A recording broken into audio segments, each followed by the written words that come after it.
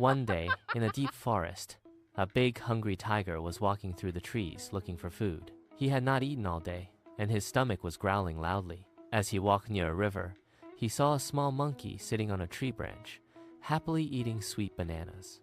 The tiger looked up and said, "Little monkey, I am very hungry. Come down here so I can eat you." The monkey was frightened, but he was also very clever. He quickly thought of a plan. "Oh, mighty tiger," the monkey said politely, "you should not eat me today. I am actually the king's special messenger. The king of the jungle has prepared a huge feast for you." The tiger was surprised. "A feast for me?" he asked. "Yes," said the monkey.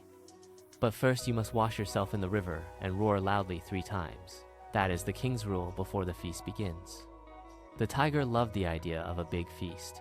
He quickly ran to the river, jumped in the water, and roared loudly 3 times. While the tiger was busy, the monkey quickly climbed higher into the tree and ran far away through the branches. After some time, the tiger came back and shouted, "Monkey, where is my feast?"